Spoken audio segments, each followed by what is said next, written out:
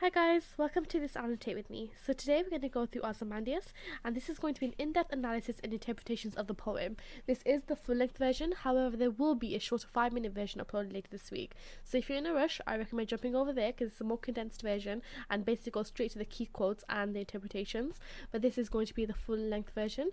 So yep, let's jump straight in. So Ozymandias was written by Percy Shelley in 1819, and a really basic overview is that a statue has been uncovered of an old ruler. He is portrayed as powerful, cruel and arrogant. Ironically, the statue is in ruins and he has been forgotten. So we explore a lot of irony in Ozymandias because we see this ruler who believed he was so powerful, who believed he was the king of kings, but in the end, in modern society, he has been forgotten, his statue is in ruins, and ultimately the power of nature has overcome the power of man. So let's actually look towards the context. We know that it was written by Shelley in 1819, but what happened was a large statue of Ramses II, who was an Egyptian pharaoh, had recently been uncovered, and this inspired the poem. So we see a lot of references to Egyptian pharaohs in the poem who believe that they were gods in mortal bodies. The same level of confidence and possibly arrogance is also seen in Ozymandias, which was actually another name for Ramses II too. We also see a lot of inscriptions on the pedestal, and the inscriptions that are written in the poem were also the inscriptions that were found on the actual statue itself. The structure shows that it was written like a sonnet, which is actually traditionally a love poem. We can possibly interpret this as Shelley is saying that this is almost like a dig towards the ruler's ego, the fact that he was in love with himself and the power that he had. It also has an irregular rhyme scheme, and this can possibly symbolize the broken statue because there's no kind of like rhyme that we can actually find in it. Finally, let's look at the themes. So we see a lot of power within Ozymandias. We see the power of men, and we also see the power of nature. So the power of men is demonstrated through the references of the power held by Ozymandias. He believes he was a great ruler. He believes he had an incredible civilization. He has a lot of confidence and borderline arrogance in exactly what he did and the power that he held over his civilization. We also see the power of nature because ultimately at the end of the day, Ozymandias and his statue and civilization and his legacy has been destroyed, and the only thing left is now nature itself. Okay, so here's the poem itself. If you have actually read Ozymandias yet, I want you to pause it, take a second, read through it, see what you get, and then we're going to jump in with our interpretations. Okay, so let's just actually jump straight in with the first line. I met a traveller from an antique land. First, look at the use of I met a traveller. Look at the use of the pronoun I. So it's kind of suggesting that the narrator didn't actually experience this himself. He's hearing the story from someone else. This therefore portrays the unimportance of Ozymandias even further.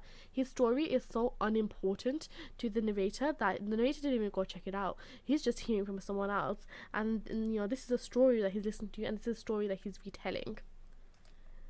Let's also look at the use of antique land. The use of diction here suggests antique suggests that it's very old, it's ancient, but also that it's quite steeped in history. That's the kind of connotations we get from the word antique. Think about antiques that we find in like stores. There's some kind of value to it, and we know that there's some kind of history behind it. It's not just like a gimmick. Moving on to the second sentence, we see two vast and trunkless legs of stone. So here, what they're actually describing is the statue itself. So two vast, the vast suggests like the size of it. So we know that a statue was made which is incredible in its size, but it's in ruins now. Like it's not what it used to be anymore. And we see this through the trunkless legs of stone. So trunkless kind of suggests that that there's a kind of lack of a solid foundation. The use of imagery here shows that the statue is unstable, not dissimilar to Ozymandias' legacy itself. So like a statue did exist, but now it's in ruins. It's in a state where it's not stable. It's not really standing anymore. Neither is his civilization and everything he had created. This image of the broken statue is further portrayed in the next few lines also. So first of all, we see the term stand in the desert. The use of imagery here kind of portrays that there's no one around. They're completely alone, and it really shows the extent to which civilization and the world that has kind of like moved on without them. Like they might have had this incredible like existence before, but in modern society it doesn't exist anymore. No one is around, no one remembers them. They've almost been abandoned within the desert. Half sunk, a shattered visage lies, again also uses imagery. So we see the use of the term half sunk, which shows that the statue has not only been abandoned, but it's almost sinking, like it hasn't been taken care of at all. The use of shattered demonstrates that it's damaged, it's broken, and the visage is almost like a mask. And this all kind of comes together to create imagery to show the extent of which the statue has, basically deteriorated, hasn't been taken care of, and in the end, the power of nature has overcome the power of whatever man tried to build. Nature was the only thing that lasted when the civilization actually didn't. We then go on to really find out what the statue actually looked like in its former glory. So we see the words frown, wrinkled lip, and sneer of cold command. And what this does, it kind of creates a semantic field which helps us as the readers create an impression of what the ruler was like. So the use of frown and wrinkled lip, they all have the connotations of very negative emotions. But the sneer of cold command kind of shows that he's powerful, yet he's arrogant. Like he may have had all this power, but in actual fact he may not have been kind with it. The fact that there aren't any positive emotions also displayed kind of suggests that he wasn't really a positive person. He wasn't someone that we can look up to. Like he may have had his power, he may have been the ruler, but in the end, like he was arrogant and he was prideful. And now it's ironic because nothing remains, and the statue that almost like celebrated his power. Think about the reasons why people get statues. The reason why he even has one now, it's been forgotten. It's been forgotten by the people, it's been forgotten by the world, and the power of nature has destroyed all of that. His legacy didn't continue, his legacy doesn't exist anymore. This idea that he's quite confident and arrogant is again shown when they kind of describe what was actually written on the pedestal. So the pedestal, as we mentioned before when we talk about the structure, is really similar to what was actually written on Ramses II's pedestal. So he said, "My name is Ozymandias, King of Kings." So let's stop there for a second. Look at the use of King of Kings. First of all, it's almost like a reference to Egyptian gods, who they referred to as kings, but they were ultimately known as gods in mortal bodies. This also kind of portrays his arrogance and his illusion of power. The fact that he calls himself the King of Kings, the fact that he's the rulers of rulers. Not only does he think he's so great to be on a throne, he thinks he should be on the throne of thrones, and he had that inscribed for eternity. Furthermore, what's also written is, "Look on my works, ye mighty, and despair." Now this is ironic because this was written on his statue, and he says, "Look on my works, look at the things he's created, look at the civilization he's created." And it's ironic because what's surrounded him and his statue now is nothing but the desert. The civilization that he was so proud of, that he was so arrogant to kind of rule, has basically been destroyed. It doesn't exist anymore. Nothing's remaining. The power of nature has overcome any power that he might have had. His power faded, but the power of nature always remained. Nature destroyed it. Like the only thing left now is sand because they're in a desert. His arrogance is also shown within the tone. Look at the use of the exclamation mark. That changes the entire tone, and it creates this like really proud and confident image of Ozymandias.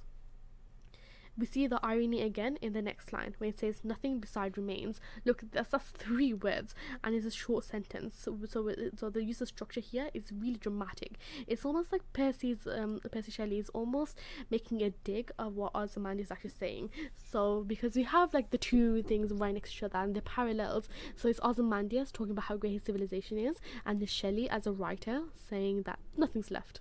By the way, nothing's left. Shelley almost continues to make a dig at this through the use of colossal wreck. Look at the use of diction here. Diction is kind of like the use of words and the vocabulary that a poet might have used to portray a certain meaning.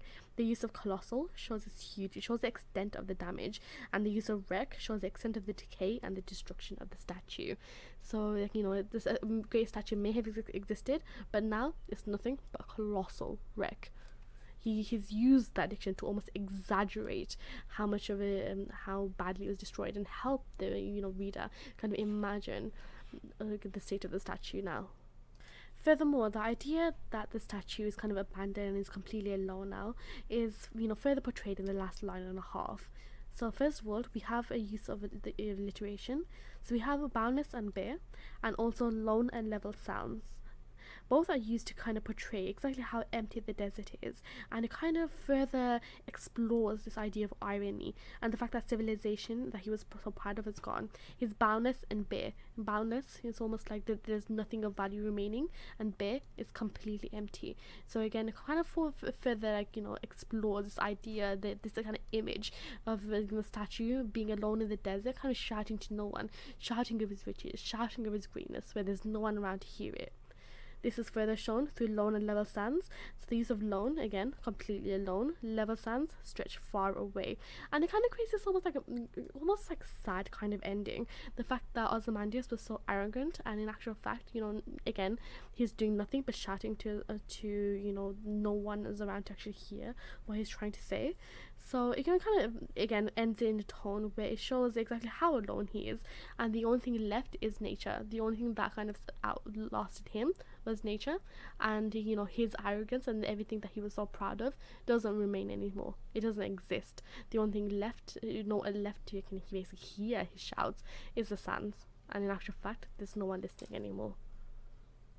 Okay guys, so that was our in-depth analysis and interpretations of Ozymandias. So this is the full-length version, but there will be a 5-minute more condensed version that would have this kind of similar structure, but it's going to go over some key courses as well. So it's a quick snappy revision. So yeah, if you're interested in that, go check that out. I will be having the other power and conflict poems coming out soon, so let me know what you thought of this structure. If you have any more interpretations, please feel free to leave them in the comments so we can all learn from each other. And yeah, I'm looking forward to doing the other poems with you guys. So I'll see you guys soon.